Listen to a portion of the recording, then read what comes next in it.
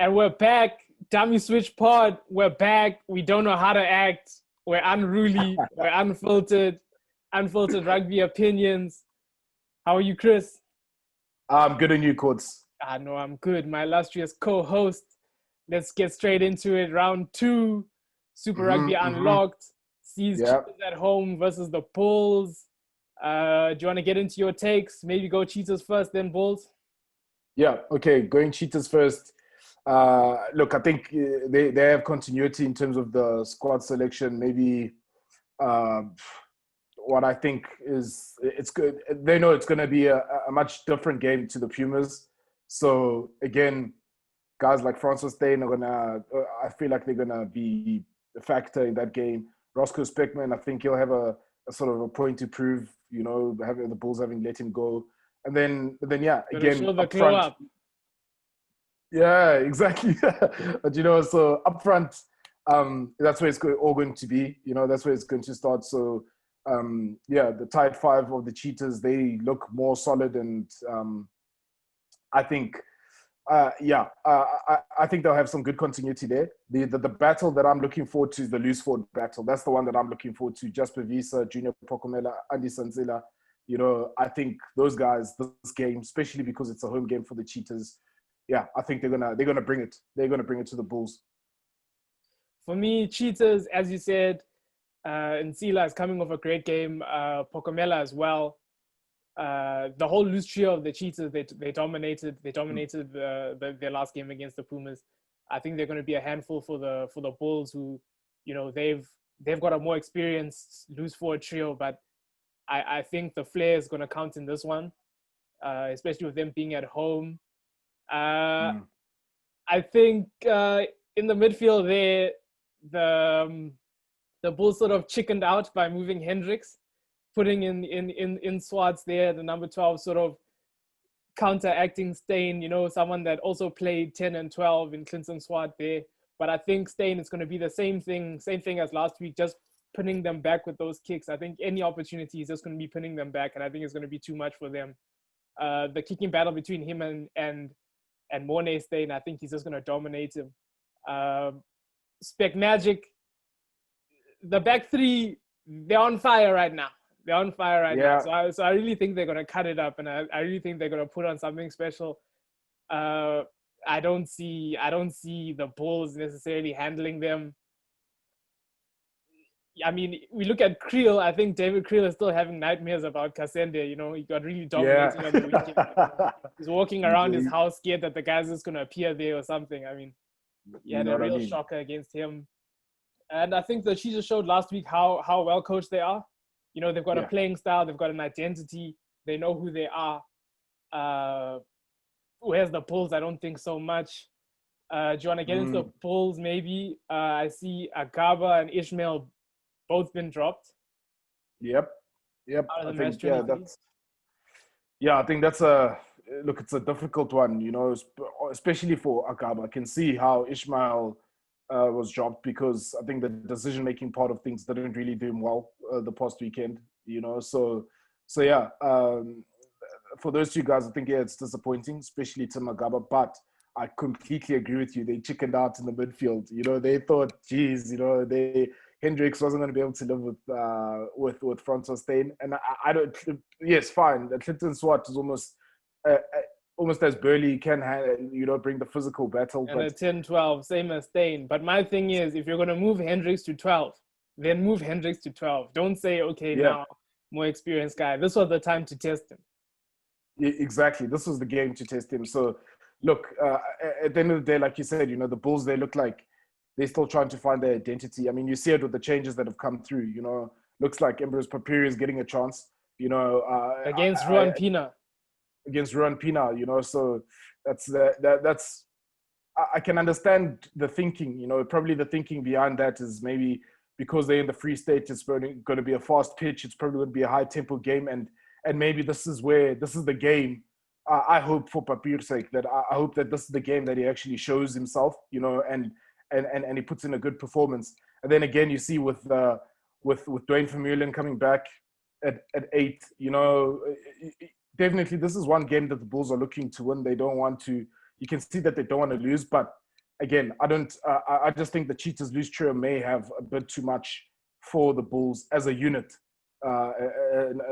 Individuals aside, as a unit, I think they're going to have too much for them.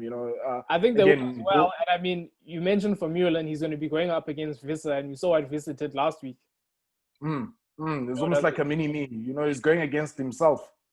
You see, so it's going to be a very interesting battle there of the number 8s, but mostly, that whole loose forward trio. For me, I think that's where the battle is going to be, the loose forward trio, because the Cheetahs would want to get that quick ball. They thrive off that, and they loose forwards. They have the loose forwards that can run the ball and can be physical. So, look, this for me is a crucial game for the Bulls, number one, because they do need to win, and if they had to win, they need to win convincingly. But on the other side, equally for the Cheetahs, they need to beat the Bulls in order to underline why they would need to be considered as a franchise as part of the group playing in the I didn't even think of that. Pro 16 or whatever that expanded tournament is going to be. So I think there's a lot on in this game. There's a lot on the line. But my prediction, I think the Cheetahs will take it. Maybe I'd say 10 points. I'll give it to the Cheetahs by 10 points. I'm not confident of Hendricks at 13. I've seen him earlier in the Super Rugby tournament when, before it got shut down, makes very, very critical, bad decisions, bad reads, critical errors, I don't necessarily think that Janssen van Rensburg is going to be the guy that takes advantage of it. Having seen him play as 10, he was introduced as a 10 in Varsity Cup. I don't know if it's necessarily going to come from him, but I know the wings will definitely be looking to cut in and sort of blindside him.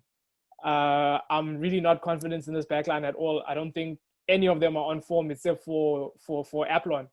I mean, Monet Steyn had a bit of a shocker. David Creel, shocker.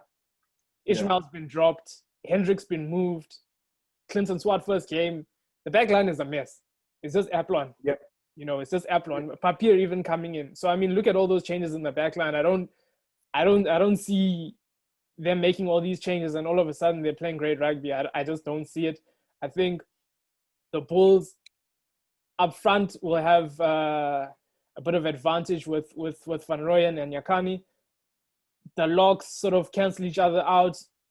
Yeah. Like I said, with the Cheetahs, I believe the Bulls are more experienced, but I think the Cheetahs players have been playing as a unit together for longer. I think they'll dominate. I think Visser versus Vermeulen will be very good. You saw Visser versus Engelbrecht last week was also very good.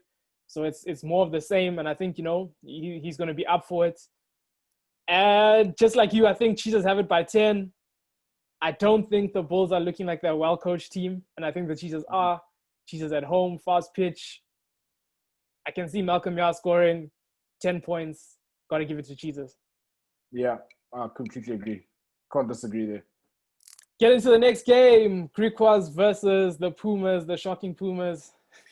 Oof. Do you want to get into Griquas first?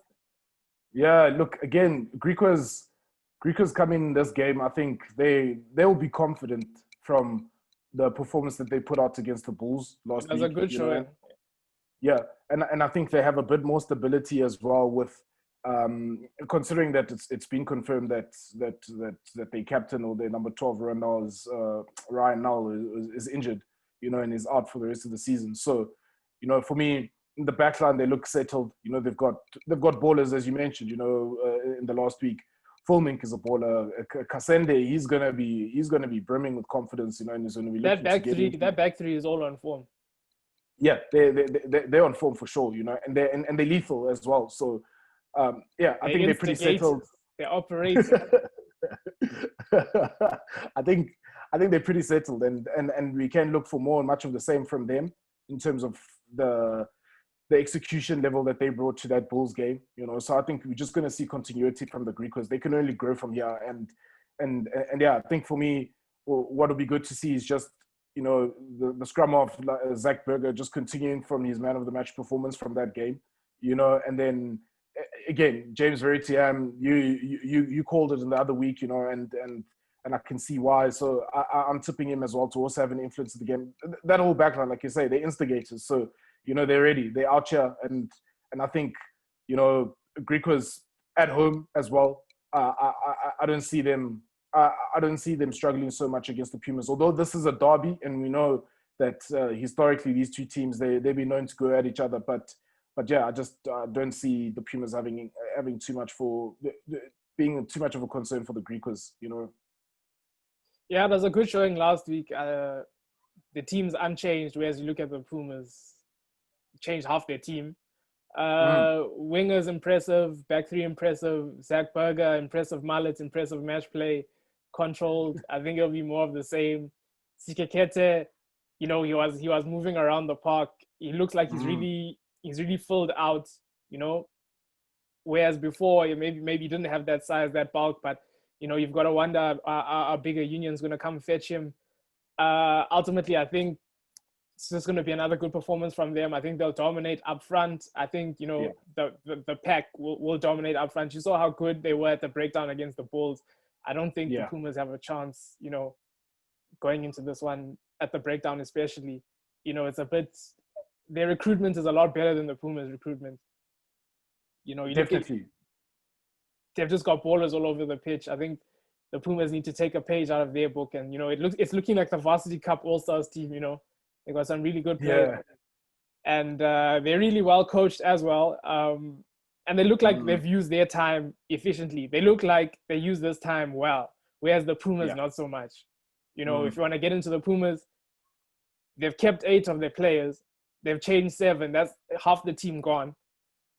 And, I mean, of those 8 players, those were the only guys that really put their hands up. Eddie Fouchier, he proved he belongs at this level. Wayne van der Bank, he was good on defense throughout. Smuts and Maritz, they had 2 solo tries. They've kept them in. Engelbrecht had that good, the good battle against Visser, the ankle tap. He showed he belongs. But I mean, they went and wiped out everyone else besides Devon Williams, who he was helpless at the back. They look like they haven't used their time well. Yeah, they do look like that, and for me, it just looks like they're not settled. For all those changes to come in the space of a week, for me, it just tells me that they're not settled at all. I think those guys that you mentioned, like Smarts, Maritz, Engelbrecht, as part of the continuity part of things. I think you will see something from them definitely, because they'll have that momentum of having played last week, and then I think. Maybe the only other player that can sort of give the Pumas maybe an edge to some degree would be Jandre Rudolph at number 8.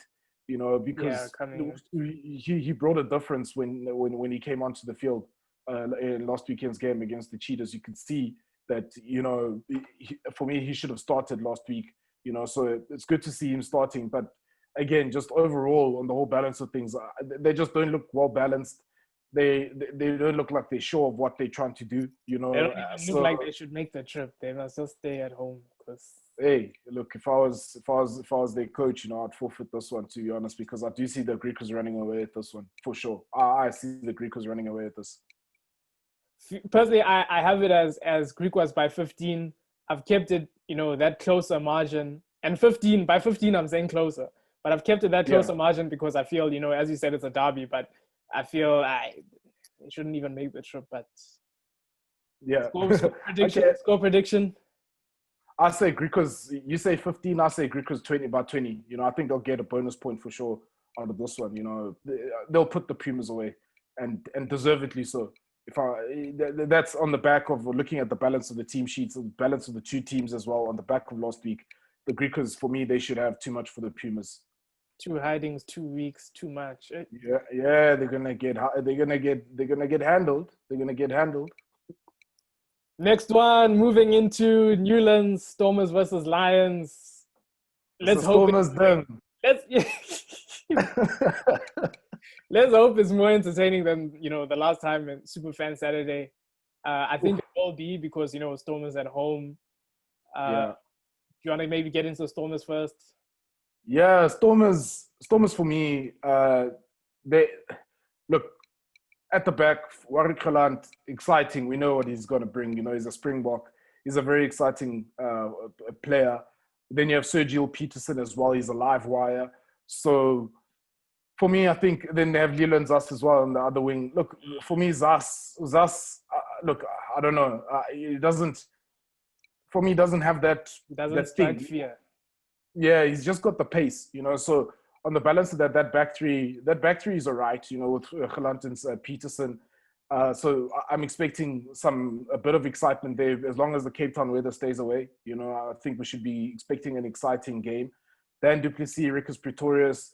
I think Rikus Pretorius he's still going to grow as a 12. One for the future. But I think all in all, the real sort of pressure in that back line comes in, and as we've been saying, comes in at 10 on Damian Willemse, because I think he's had enough time off now. He's had enough time to practice and get himself back in the groove. This is a game where I really believe he needs to show up. If there's a game that he needs to show up, it's the first game of the season, because they had a bye last week, and this is the one. So he needs to deliver. Herschel Yankees, we know what we're going to get from a backline perspective. But yeah. in saying that, Herschel Yankees was dominated as well in that Springbok showdown.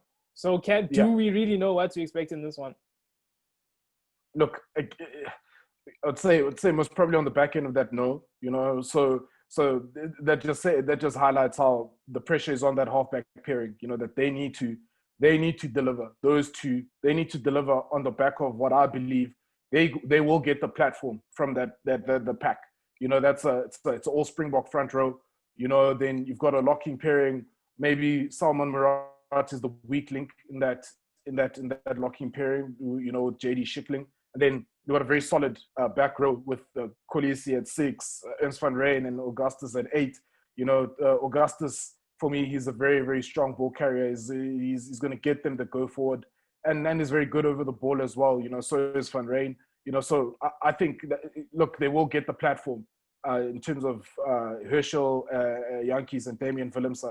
That's why I feel that halfback pairing, the pressure in this instance is really all on them. So in my opinion, is that this game is going to be down to what the halfbacks are going to do, and particularly the Stormers halfbacks. From a Stormers perspective, what with Skara on the bench, Chris Van Zyl, Netling Forshire, that Leon Lyons, I haven't really seen much of him, so it'll be interesting to see what those guys are going to bring off the bench. Then I'm excited about that youngster from the showdown or Superfan Saturday, Nama Klaba, actually, I'm excited to see him more of him. From the bench, they've got Bongi and they've got him coming in, it's a big influence on the game. Yeah, so that's why I just think, look, I think the Stormers have the capacity to really to win this game. By how much, it's going to come down to what the halfback pairing is going to do with the platform that they're given. If the halfbacks do not play well, Willemse and Yankees, or particularly Willemse, then for me, I see it being a very long day for the Stormers at home. But yeah, look, we're going to the prediction now after we go into the line. So I'll let you go into, to comment on the Stormers. Well, for me, if I'm commenting on the Stormers, the first thing I see all Bok front row. Malherbe, kids off getting over the ball. Malherbe in the scrums.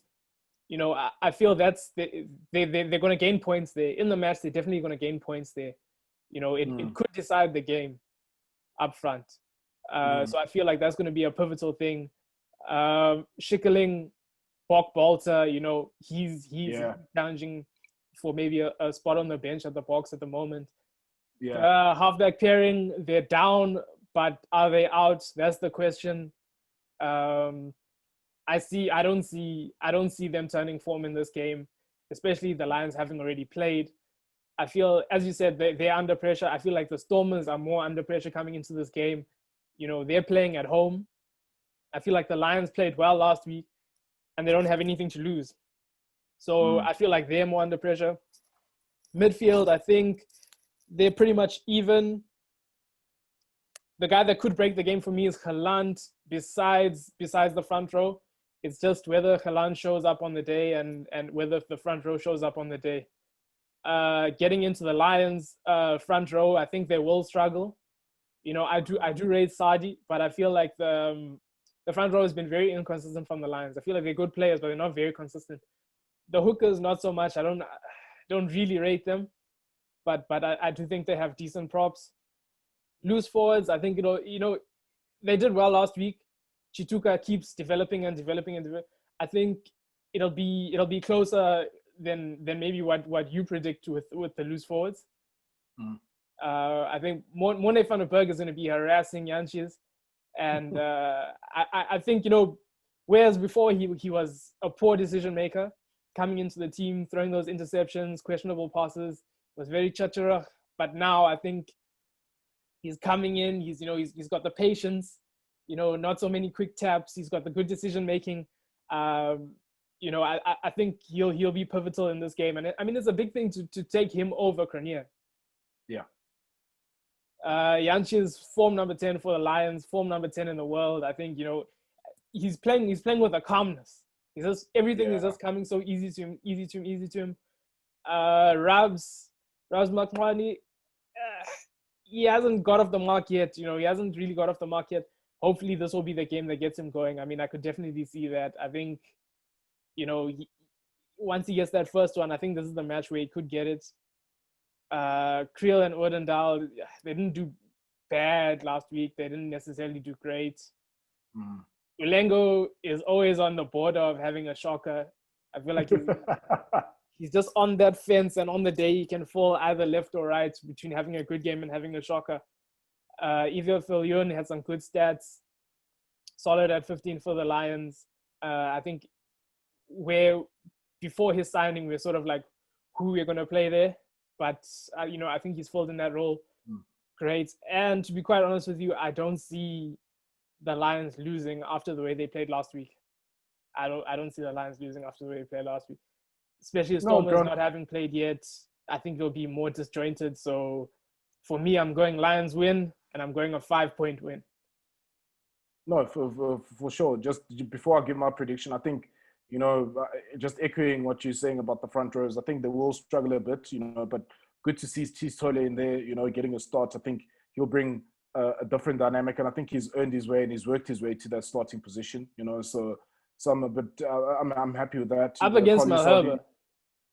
Yeah, look, it's his opportunity. At the end of the day, it's his chance. He's got to show, that he belongs and he can put pressure on a Springbok tight head, and if he can do that, that's really going to be good reps for him going forward. He was there before, so he'll be wanting to show him. This is not like old times. This is now.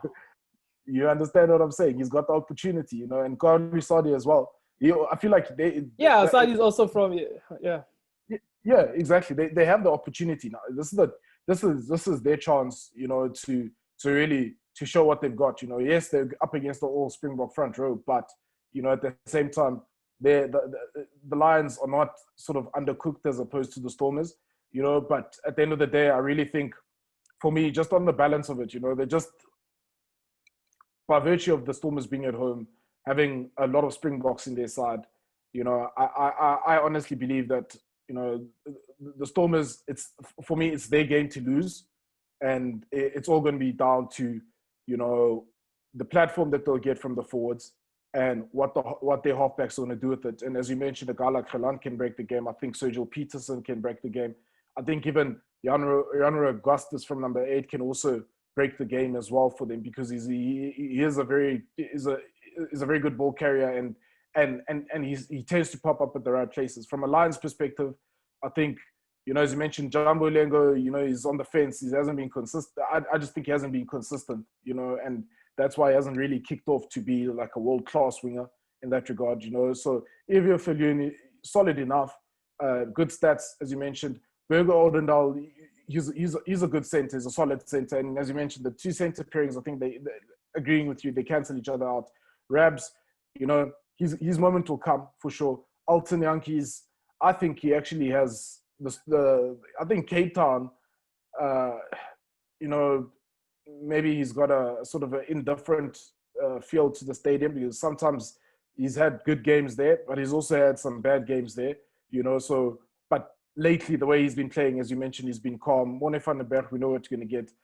I think it's going to come down to front rows or the tight five, and with a particular focus on the loose forward trio as well, because you have Len saying Chituka keeps on developing, is good enough. Then you have Yaku Kriel, who is a Springbok himself, so he's been there, so he's going to have a point to prove. But I think on the balance of it overall, I just think the Stormers will sneak this one. I think they'll sneak this one. I don't want to say that they'll win by more than 10. I don't think so. I think they'll just sneak it probably by 3 points in my view. I have to go against you there, Courts, and say Stormers will take it by 3. Okay, we'll see. As I said last week, we'll see how wrong we are when we come back. Do you want to get into the All Blacks game? I didn't catch the game. I just caught some highlights. What stood out for me was Ioane, a bit of a shocker there with the dot down, Yeah. Trying to keep it a bit cute, maybe a bit fancy. Should have done something maybe a bit more simple. I look at the Wallabies 14 and he was just eating throughout. Oh. No, for me, Junad, what you only did is unforgivable at a professional level. It's all about the basics. The All Blacks have been a team that have thrived on doing the basics well, and that has made them great. And for me, just on first test in Bledisloe, I feel like they were lucky to get away with the draw. But do you think it's a culture thing? It's a culture thing because you look at that dive, trying to give a bit of flash. You look at the prop who's cut his hair because, I think it drew a fair amount of comments, and it looks like, they've sort of stepped out of their culture. Yeah, I kind of feel like it is a culture thing. I think it's also outside of a culture thing. I think it's an arrogance thing as well. Is that we're the All Blacks and they've consistently been a top team, and to some degree, I would say, look, rightly so, because they have been a top team consistently. But if we're going to go off recent results, they haven't been. So for me, what else? I just, if I was an All Black supporter or even a fan of the All Blacks, I'd be slightly concerned that I feel like they're losing their aura. What the Wallabies brought to that game was outstanding. For me, it's good to see Australia playing well, because we need a good Australia in rugby, So for me, those wingers were just chewing it up. But it was good to see James O'Connor finally. He looks settled, man. Like he's been that talent that has threatened to sort of blossom. And right now, he just looks settled at 10. And I really like the feel of this Wallabies team, to be honest. They look like they're better placed. And for me, I know this weekend the test is at Eden Park, where New Zealand haven't lost for 26 years. I'm going to go out on a limb and say, this weekend is the weekend that they're going to lose. They're going to lose. I really think that they're going to lose. If they don't, unless they've managed to sort out their issues in 1 week, they're going to lose at Eden Park this weekend. That's what I'm saying. But how much, I don't know. But I say the Wallabies are going to pull out the biggest upset in 26 years, beating New Zealand at Eden Park. That's my take on it, just based on that game, based on looking at the two coaches. Ian Foster was previously, I know it's at international level, but fact is, Ian Foster is coach of the Chiefs. When the Chiefs were not doing so great, yes, they probably got to Super Rugby final, got smashed by the Bulls. That culture was still developing. But then when Dave Rennie came in at the Chiefs, they were back-to-back Super Rugby champions. So for me, it's the coach that is a winner versus a coach that hasn't won anything. So at the end of the day, I still, like I said, the feeling that I get from this Wallaby side from watching, I see them beating New Zealand this weekend. It's going to be a shocker. Believe you me. I don't know. We'll see. Having watched, I told you I didn't watch the game. Having caught the highlights, I think the All Blacks tend to do well with turnaround times. I think they tend to sort themselves out, week to week. So I'm not sure about losing to draw and then lose back-to-back weeks. I just don't see that coming from the All Blacks. But maybe, like you said, they've lost it a bit, lost their heads a bit. Caleb Clark, I'd like to see him start. Man. I really rate him. Look, Coates, I agree with you. Is that New Zealand have always historically, they've always the bounce back, after bad performance, they always bounce back, you know. Yes, there were some, some shining lights that came out of that test. Caleb Clark, I think he's devastating ball in hand, and I think in the future we're probably going to see him actually operating in the centers. I think he'd be better off, in the centers as opposed to Rico Ioane. But they have Antoletta Brown there, which I think they should have just started with him, at outside center, or even at 12 with Goodhue. I think they're more settled as an All Black combination. Then I honestly think that they yes, I agree, but there's just something about him that gives me the sense that in a big game at that level, he hasn't really announced himself on the test arena where you can really, knowing that he's playing, put all your chips on him. I know some supporters may think that maybe I'm being a bit too harsh, but yeah, I think he still needs to grow into that role on an international level, and I feel that they desperately need to get Beauden Barrett back at 10 because they'll have more success. I believe they'll have more success with him. They have a bit of issues, I believe, again within the pack. I don't think they settled enough. They have some experienced campaigners in there, but in terms of what's coming up, I think it's a combination thing as well, and they still always have good players. But going back to what you're saying, I think it may be a culture thing. It's a new coaching regime. As much as they are the All Blacks, it's a new coaching group, and just the feel and the vibe that I get, I just get that the Wallabies are ready now to actually, to step up to the big brother and shove and put the big brother's freaking nose in the dirt, this time around. And it's for me, it'll be good. For me, it'll be good because then it means New Zealand have to go to Australia and go win twice. Yeah. And that will be a question of how good they are and how good their coaching group is with Ian Foster. Because not a lot of people wanted, reading from comments, not a lot of people wanted Ian Foster as the coach. They wanted Scott Robertson. And if it happens that they lose at Eden Park this weekend, they'll be justified in that, which I think that they will lose. That's if I'm wrong, that's okay. But I believe New Zealand will lose to Australia this weekend at Eden Park. First time in 26 years, they're gonna lose. I'm warning you. I'm warning you. No, seriously, they're gonna lose. I'm telling you. I just saw too much. I saw there's something different about this Australia team that I think the world needs to take note of. Maybe look, maybe I may be wrong. Maybe it's that the new coach syndrome where everybody now is, looking to play well for the coach. But looking at Dave Rennie's track record historically, even what he did at the Chiefs, I don't think it's just the new coach syndrome. I think he's bringing the fire, and he's bringing the heat very, very, very, very, very strongly onto New Zealand. Yeah, I feel like Australia was looking a bit stale before, whereas now it's not the case. I feel like they've brought in a new player group, and this player group has worked, whereas New Zealand's brought in a new player group and it hasn't necessarily worked. I think they've strayed away from their typical selection policy, and yes, they've gone for something else a bit new, and I don't think it's working. Yep. So that's my prediction on that game. We can't leave out a test rugby, So yeah, like I say, Oz. I'm not a big fan of Australia, but I think New Zealand do need a kick up the butt this weekend. So yeah, they're gonna get it at Eden Park. Even I'm feeling we might get a controversial one. We might get a yellow card, a few reds. Let's see. These things they tend to happen when things are on the boil like this, and it's a long series, so it's gonna be entertaining. I think I'll catch this one. I didn't catch last week's one. I've got the All Blacks winning though.